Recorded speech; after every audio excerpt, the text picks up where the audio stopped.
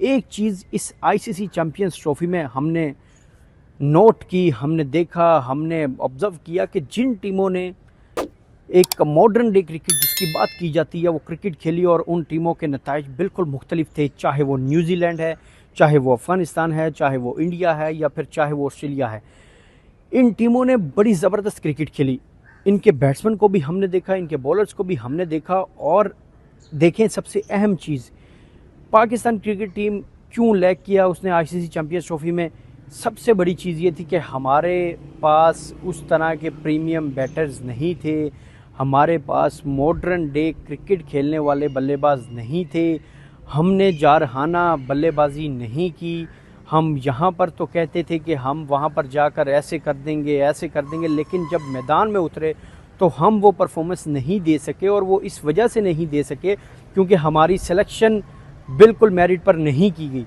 हम अगर मेरिट पर सिलेक्शन करते, हम अगर उन प्लेयर्स को लेकर जाते जो पिछले एक साल से, जो पिछली 5 सीरीज़ से पाकिस्तान क्रिकेट टीम के साथ ट्रैवल कर रहे थे, खासकर ओडीआई फॉर्मेट में, और परफॉर्मेंसेस भी दे रहे थे, फील्डिंग भी आउट क्लास थी, बॉलिंग भी आउट क्लास थी, बैटिंग भी बड़ी ज़बरदस्त थी, लेकिन हमने उनको चांस नहीं दिया। हमने उनको अचानक बाहर कर दिया। इरफान खान नियाजी को देख लें, आप सुफियान मुकीम को देख लें। अब क्या अब बंदा बात करे कि इन प्लेयर्स का क्या फ्यूचर, मतलब ये क्या करेंगे। इतना बड़ा टूर्नामेंट आईसीसी का आपके होम ग्राउंड में हो रहा था, इन प्लेयर्स को मौका देना चाहिए था, आपको चाहिए था आप इनको खिलाते, वो भी, उनको भी कॉन्फिडेंस आता, उनको पता चलता, क्योंकि एक बड़ा टूर्नामेंट था। लेकिन हमने इनको बाहर बिठाया। हम कामरान गुलाम को साथ लेकर गए, हमने उसको एक मैच में मौका नहीं दिया। हम मोहम्मद हसनैन को साथ लेकर गए, हमने उसको एक मैच में मौका नहीं दिया।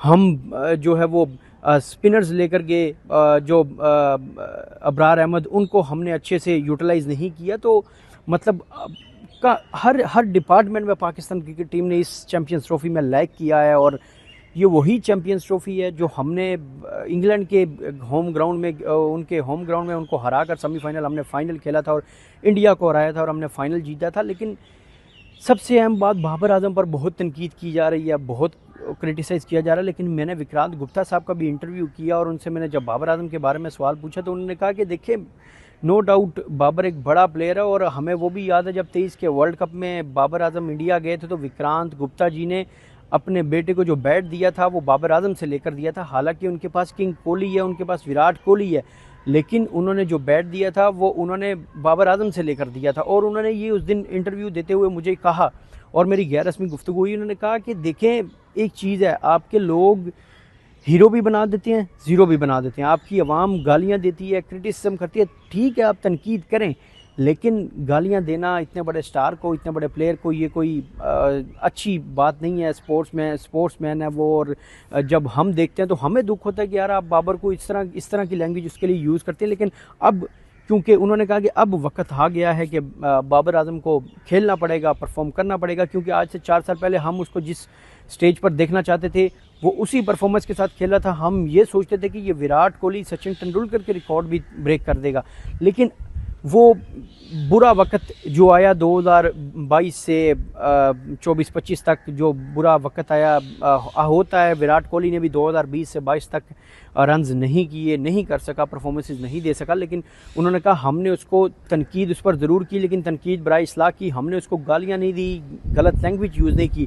लेकिन आपके पाकिस्तानी लोग बहुत क्रिटिसाइज़ करते हैं और बहुत गलत बातें बाबर आजम के बारे में करते हैं लोग। और इंडिया में कहते हैं इंडिया में बहुत क्रेज़ है बाबर का, बाबर को बहुत लोग वहाँ पर पसंद करते हैं, वहाँ पर बाबर को लोग, बाबर के दीवाने हैं। और देखेंगे हमने उसको क्रिटिसाइज़ कर के उसको इतना, मतलब कि हमने उसको इतना गिरा दिया कि शायद वो अब मेंटली ये सोचता है कि यार लोगों ने मेरे से उम्मीदें इतनी लगा ली। और उसने कुछ दिन पहले बाबर आजम ने ये भी कहा है कि मुझे किंग शिंग कहना छोड़ दें, मैं कोशिश करता हूँ कि अपने मुल्क के लिए अच्छी क्रिकेट खेलूँ और परफॉर्मेंस दूँ।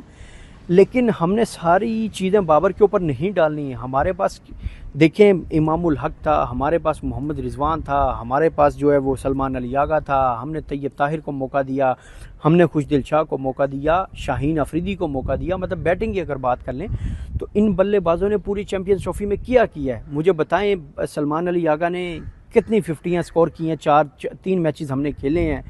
हमारे कैप्टन रिजवान ने क्या किया है। कैप्टन देखें, जो कैप्टन होता है वो तो परफॉर्मेंस देता ही देता है।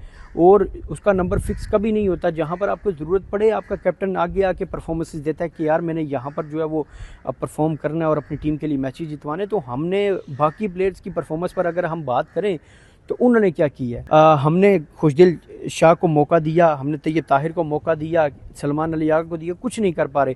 हम कामरान गुलाम को लेकर गए थे, हमें उसको खिलाना चाहिए था, उसको मौका देना चाहिए था। डोमेस्टिक का वो बहुत बड़ा टॉप का परफॉर्मर है, लेकिन हमने उसको चांस नहीं दिया। हम उसको साउथ अफ्रीका में खिलाते रहे, हम उसको ऑस्ट्रेलिया में खिलाते रहे, हम उसको जिम्बाब्वे में खिलाते रहे, लेकिन अपनी होम कंडीशंस में हमने उसको चांस नहीं दिया। क्यों नहीं दिया? ये सिलेक्शन कमेटी को जवाब देने पड़ेंगे, ये कैप्टन रिजवान साहब को इन चीज़ों के जवाब देने पड़ेंगे। अब आगे न्यूजीलैंड की सीरीज़ है और न्यूजीलैंड की सीरीज़ से कबल हम ये सुन रहे हैं कि सिलेक्शन कमेटी भी फारिग हो जाएगी। बाबर आजम, नसीम शाह, शाहीन शाह अफरीदी, मोहम्मद रिजवान, सलमान अली आगा, इन प्लेयर्स की भी छुट्टी का इम्कान है।